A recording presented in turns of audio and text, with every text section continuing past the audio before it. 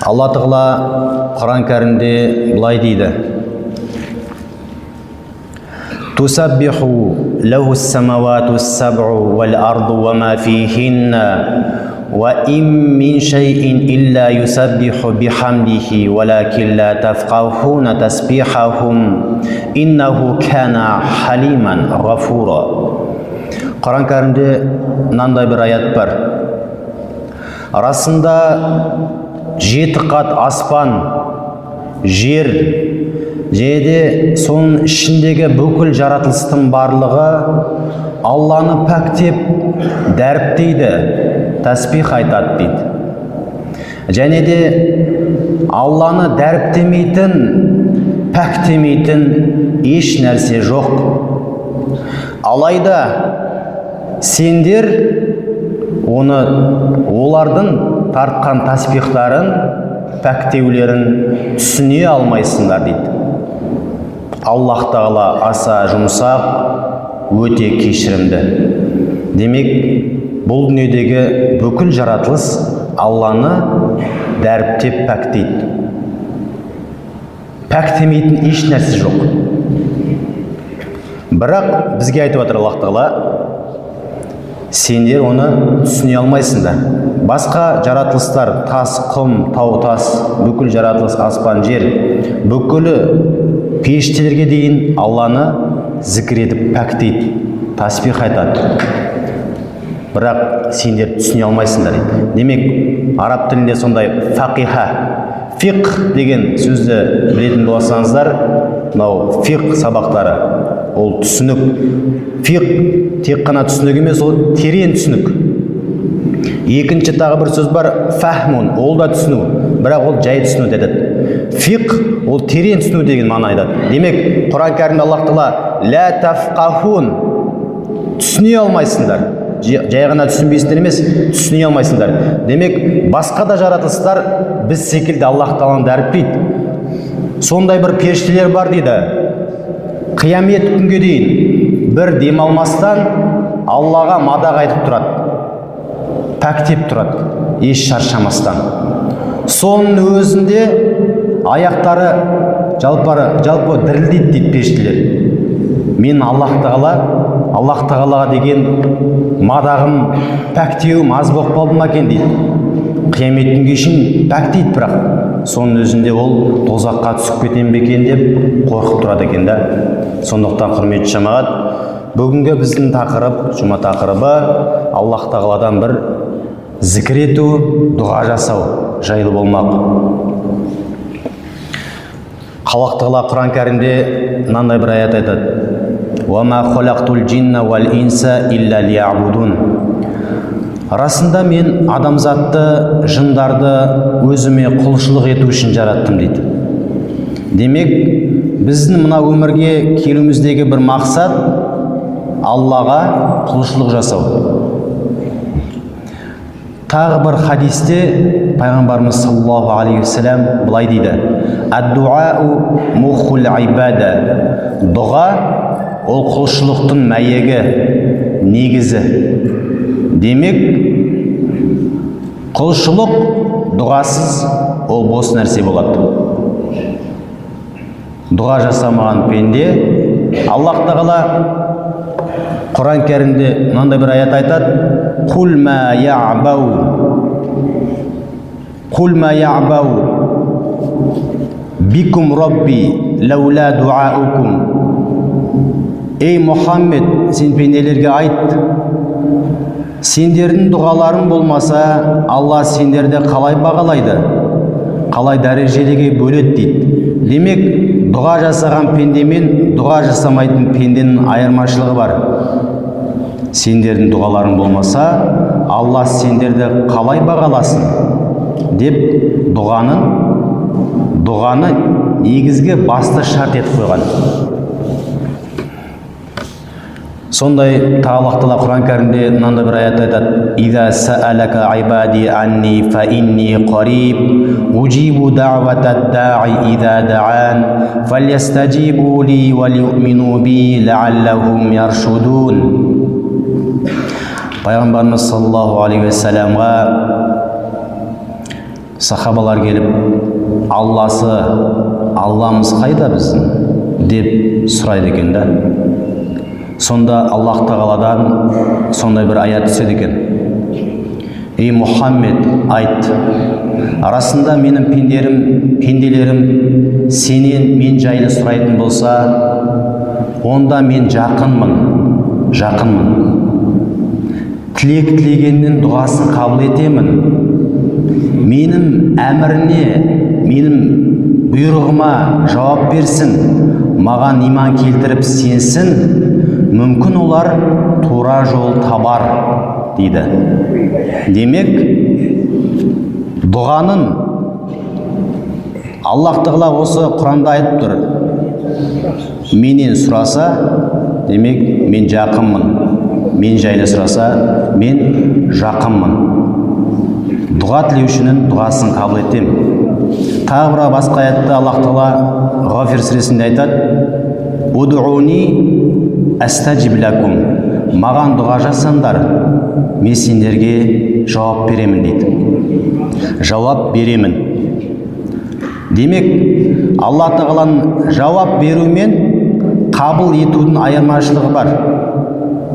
Кейбіріміз Аллах Тағалаға дұға жасаймыз. Осы аятқа кейбір бауырларымыз түсінбейді. Алла айтып тұр ғой жауап беремін деп. Мен қаншама дұға жасадым, қайда қабыл болғаны?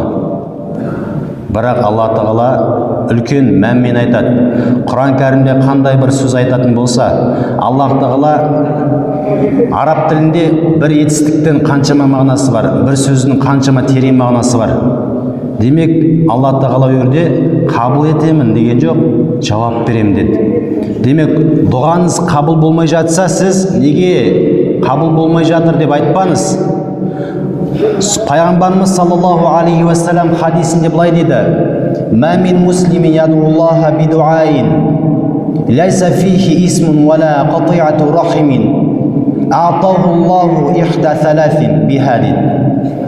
Қандай да бір мұсылман Алладан дұға жасайтын болса, және де сол дұға жасаған кезде ол үлкен күнә жасамай, туыстық қатынасты үзбеген болса, туыстарымен жақсы болған болса, сол дұға жасаған кезде, онда Аллах Тағала ол дұғасына үш нәрсенің бірімен жауап береді дейді. Не ол дұғасына осы дүниеде сол дұғасын сұраған нәрсесін береді, не оның дұғасын ақиретке қалдырып, оның сауабын береді, немесе оның осы дүниедегі сол дұғасына сәйкес шамасында күнәсін кешіреді дейді. Демек, сіз дұға жасайтын болсаңыз, қабыл болмай жататын болса, оны сізге Аллах Тағала ақиретке қалдырып деген сөз. Немесе күнәңізді кешірді деген сөз. Міне Аллах Тағала Құран кәрімде жауап беремін дегені сол. Сондықтан дұға жасаған кезде асығыстық танытып, олай Аллах Тағалаға шағым айтудың негізі жоқ. Және де дұға жасаған болсаңыз, үлкен күнә жасап, және туған туысқандарыңызбен араласпаған болсаңыз, сөйтіп дұға жасап қабыл болмай жатса, онда сіз дұға қабыл болмайды. Неге қабыл болмады деп асығыс танытпаңыз. Өйткені сіздің күнәңіз бар, екіншіден туыстық қатынасты үзгеніңіз. Дұғаның адам баласы, мұсылман баласы өміріндегі ол дуа. Ад-дуа аймадун. Дұға деген ол қорған, мұсылманның қорғаны. Сондықтан кейбіріміз дұға жасаймыз, бірақ Аллах Тағала неге бермеді деп налимыз. Бірақ біздің өзімізге жақсы деп есептеген нәрсеміз бізге қайырсыз болуы мүмкін, жаман болуы мүмкін. Бізді жаман деп есептеген нәрсеміз, жек көрген нәрсеміз бізге қайырлы болуы мүмкін. Аллах Тағала Құран кәрімде соған қатысты мынандай аят айтады: «Уаса ан такраху шай'ан ва хуа хайрун лакум, уаса ан тухиббу шай'ан ва хуа шаррун лакум, валлаху я'ламу ва антум ла та'ламун». Сендердің жақсы деп есептеген нәрселерін сендер үшін жаман болуы мүмкін. Сендердің жек көрген нәрселерін сендер үшін қайырлы болуы мүмкін дейді. Аллах тағала біледі, сендер білмейсіңдер дейді. Демек, нақты нүктесін қойып айтып жатыр Аллах тағала. Сендер білмейсіңдер, Алла біледі дейді. Демек, біз үшін Алла қайырлы, қайырсызын біледі. Аллах тағала біреуге дәулет, байлық беруі мүмкін, бірақ соған лайықты, қайырлы. Өйткені ол адамнан байлығын алып қоятын болса, оның діні әлсірейді. Сонда дәулетті, ауқатты адамдар бар, Аллах тағала береді, ол жұмарттығын жасайды сонымен қоса. Аллах тағала бірақ одан дүниесін алып қоятын болса, оның діні әлсіреп кетеді. Сондықтан Аллах тағала оған байлығын қойып қояды, алмайды. Сондай бір кедейлер бар. Аллах тағала оған байлық беретін болса, ол күпірлік етеді. Аллаға қарсы шығады, сарандық жасайды, одан сайын күнәға батады. Бірақ Аллах тағала қайырлысын біліп тұр оған, кедейлік қайырлы оған. Аллах тағала уақыты келгенде иншалла барлығын реттейді өзі. Сондықтан біз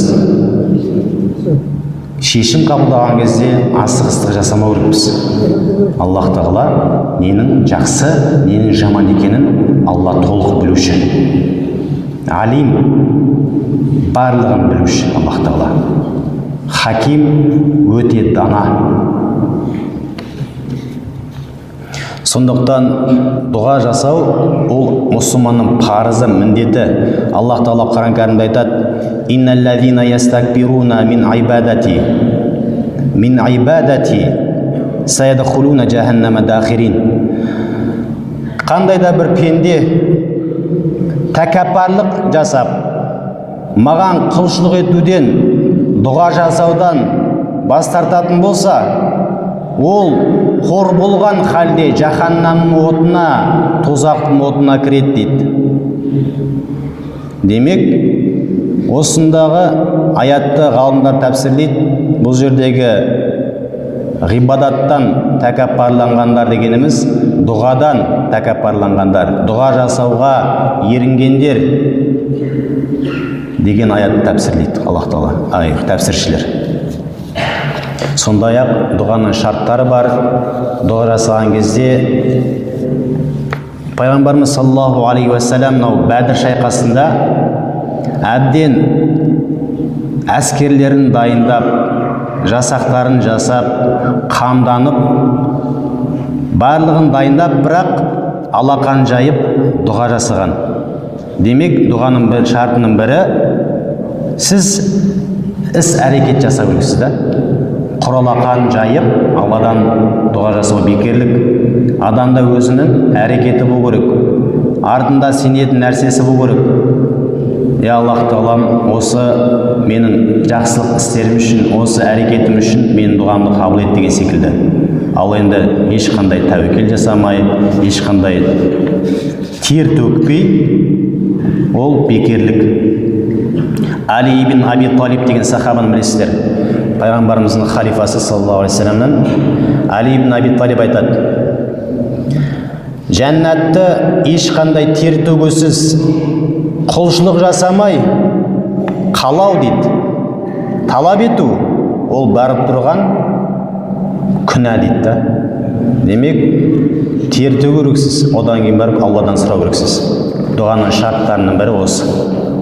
Екіншіден, дұғаның шарты Аллах тағала Құран кәрімде айтады: "Фадуллаха мухлисина", Алладан ықыласты, шынайы ықыласпен дұға жасаңдар дейді. Әйтеуір уақыты келе салды, жұмыстың арасында, әйтеуір қол босай салған кезде дұға жасаймын деген бекерлік ол. Аллаға дұға жасау үшін арнайы уақыттарыңызды бөлу керексіздер. Шын ықыласпен, жүрекпен. Алла тағала айтады ғой Құран кәрімде: "Насияллаха фаансахум", олар Алланы ұмытты, Алла оларды ұмытты. Демек, басыңызға қиыншылық түскенде ғана дұға етсеңіз, ол болмайды. Мүмін, мұсылман бақытты кезде де, бақытсыз кезде, бай кезде де, кедей кезде бір қалыпта болу керек. Демек, сіз басыңызға қиыншылық түскен кезде ғана Алладан дұға етсеңіз, ол болмайды. Демек, шын ықыласпен өз уақытында дұға жасау керек.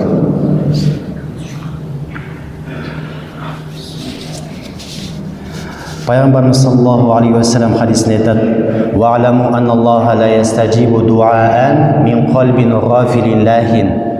Біліңдер дейді, Аллахтың елшісі айтады, біліңдер, арасында Аллах тағала ғапылдықта болған, мұңсыз, әйтеуір бейжай жасалған жүректен дұғаны қабыл етпейді дейді. Оған арнайы бір ниет керек дұға үшін. Тағы да дұғаның шарттарының бірі құбылаға жасап, құбылаға қарап дұға жасап. Өйткені пайғамбарымыз саллаллаху алейхи ва саллям Жабир ибн Абдулла деген сахаба білесіздер, сол кісіден жеткен мынандай бір хадис бар. Ата наби саллаллаху алейхи ва саллям бил мауқифи би Арафа, ал мауқифа би Арафа, вастақбала ла қиблата, фаядуу хатта ғурабати шамс.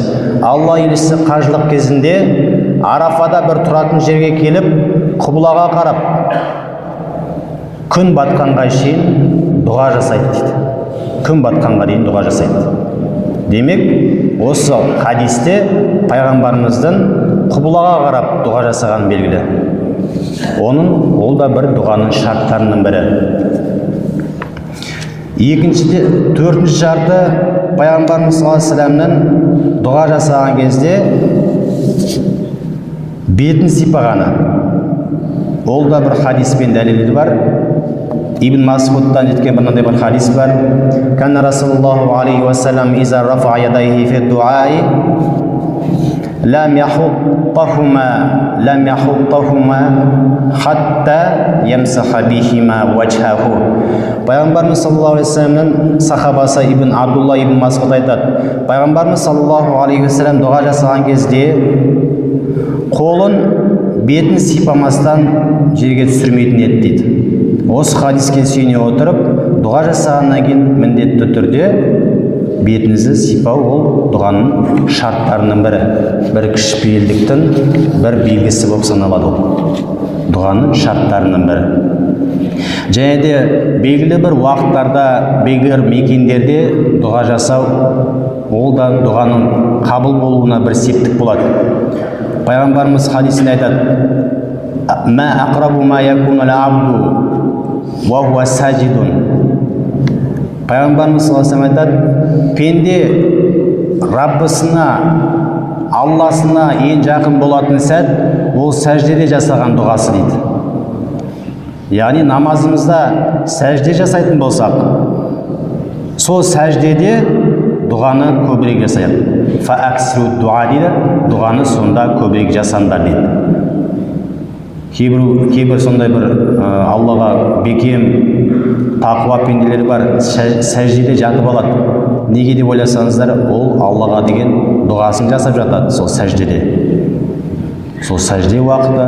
Сонымен қоса дұғаның қабыл болатын уақыттарының бірі азан мен қаматтың арасы. Пайғамбарымыз саллаллаху алейхи ва саллям айтады: "Ад-дуау ла юрадду байнал азан вал иқама." Дұға азан мен қаматтың арасында қайтарылмайды, әлбетте қабыл болады дейді. Сондықтан осы шарттарды бізге біліп барып дұға жасаған абзал. Сонымен қатар Алладан ғана сұрау. Дұға жасаған кезде Алладан ғана сұрайық. Басқа әулие әмбие емес, әруақтардан емес, Алладан сұрау. Өйткені Аллах Тағала Құран кәрімде айтады: "Ва ла тадъу мин дуниллахи ма ла янфаука ва ла ядуррука." Мекке қаласында сондай мүшриктер болады. Сол кезде түскен аят қой. Ол аяттың үкімі қазіргі уақытқа шейін жүреді. Саған не пайда тигізбейтін, не зиян келтіре алмайтын пұттардан сұрамай, Алладан ғана сұра дейді дұғаны. Демек, Аллаға серік қоспау мәселесі берді дұға жасаған кезде.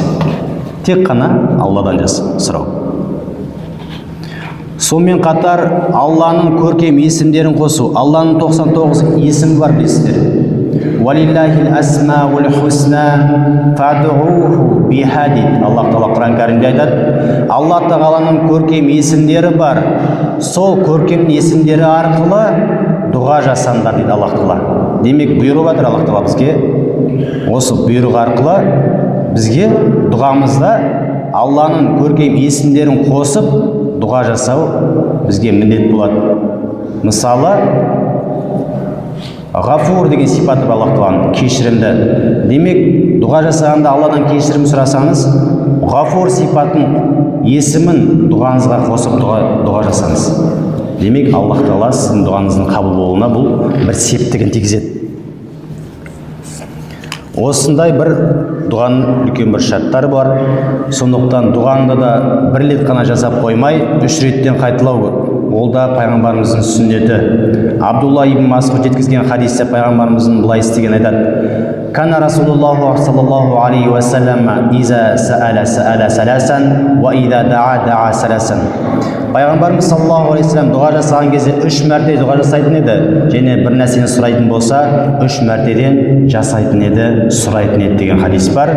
Бұл да бір хадиске амал етуіміз, пайғамбарымыздың саллаллаху алейхи ва саллямның сүннетіне еруіміз болып есептеледі. Сондай дұғаның уақыттары бар. Бүгін жұма қасиетті күн, Аллаға шүкір. Сондай бір жұмада бір сәт бар дейді. Фи яумил жумати саатун ла ясалуллаха ахадун фиха шайан илля а'тахуллаху ияху дейді.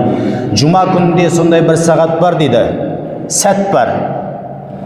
Қандай да бір пенде сол уақытта намаз оқитын болса, және сол намазда дұға жасайтын болса, Алла Тағала оның жасаған дұғасын, тілегін міндетті түрде оған береді дейді. Міндетті түрде. Демек, жұма тек қана бұл осы бесін уақытымен ғана шектелмейді ол. Жұма кеше күннің асырынан кейін басталды. Бүгінгі күнге асырға дейінгі уақыт.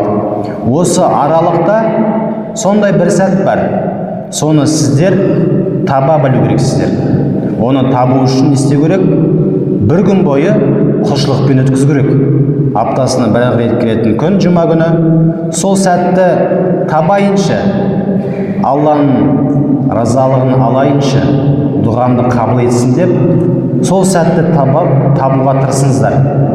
Тек қана жұма намазына келіп қоймай, дұғаңызды үйде де, жүрген жеріңізде жасаңыздар. Өйткені айтып тұр ғой пайғамбарымыз саллаллаху алейхи ва саллям, сондай бір сәт бар, дұға ол уақытта еш қайтарылмайды дейді. Дұғаның осындай бір шарттар бар. Дұға жасаудың өзінің міндеттері. Сондықтан дұғамызды ешқашан жалықпай. Сонымен қатар дұғаның қабыл болуына сондай бір шарттар бар. Пайғамбарымыз саллаллаху алейхи ва саллямға салауат айту. Пайғамбарымыз хадисінде былай дейді: Мән салла алейя салатан саллаллаху алейхи биха ашран. Кімде кім маған бір салауат айтатын болса, Алла Тағала оған 10 салауат айтады дейді. Тағы бір басқа хадисінде пайғамбарымыз саллаллаху алейхи ва саллям айтады: Абхалун наси ман зукирту индаху ман лам юсалли алейя. Адамдардың ең сараны дейді. Саран деген кім деп сұрақ қоятын болсақ, яғни кім? Дүниесі бар бола тұра мал мүлкін жұмсамаған деп ойлайтын шығарсыздар. Бірақ пайғамбарымыз саллаллаху алейхи ва саллям айтады: адамдардың ең сараны менің атым аталған кезде маған салауат айтпаған дейді. Саллаллаху алейхи ва саллям. Яғни әрбір мұсылманның парызы пайғамбарымыздың аты саллаллаху алейхи ва саллям естілген кезде, айтылған кезде оған барынша салауат айту. Егер сіз салауат айтпаған болсаңыз, бұл дүниедегі ең сарам адам болғаныңыз сонда. Өйткені Құран кәрімде Аллах Тағала айтады: Инналлаха ва малаикатаху юсаллуна алан наби я айюхаллазина аману саллу алейхи ва саллиму таслима. Расында Аллах Тағала періштелер Алланың елшісіне, пайғамбарымызға салауат айтады: Ей иман келтіргендер, Аллаға сенгендер, Алланың елшісіне салауаттар жолдап, сәлемдер айтыңдар дейді. Демек, бұйрық ол. Аллах Тағала Құран кәрімде бұйырып айтып тұр ма? Демек, ол мұсылманға, мүминдерге ол парыз, міндет. Пайғамбарымыз саллаллаху алейхи ва саллям аты естілген кезде салауат айту. Сондықтан осындай шарттармен біздің дұғамыз қабыл болмақта. Ең бірінші шарты, дұға жасаған кезде Аллаға мадақ айтумен бастау. Мадақ айту, мақтау айту.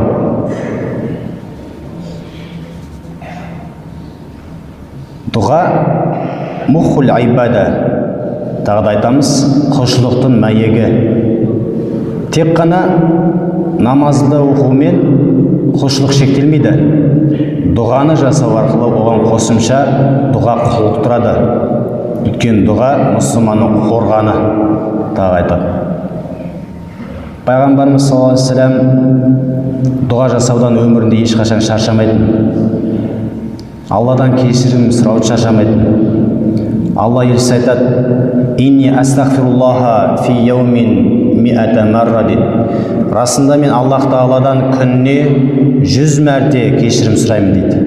Кейбір хадистерде 80 мәрте кешірім сұраймын деп айтады. Демек, кешірім, Пайғамбарымыз саллаллаху алейхи ва саллям сонда жәннатпен сүйіншіленген, жәннаттықсың деп оған айтылған.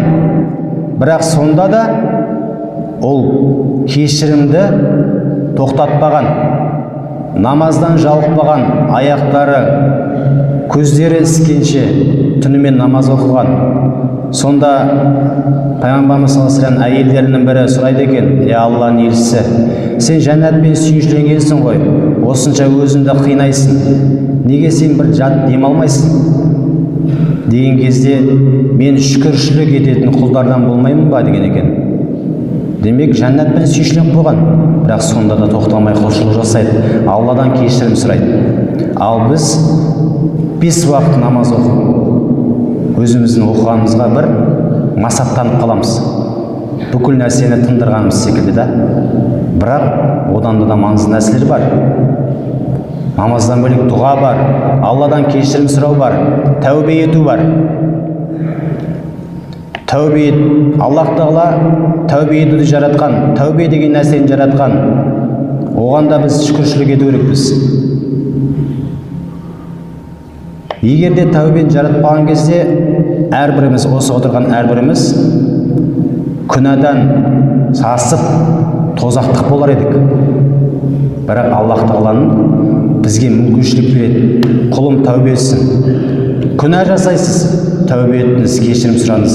Одан кейін қайттан күнә жасайсыз, тәубе етесіз. Бірақ тәубенің қабыл болуын шарттарын білесіз бе?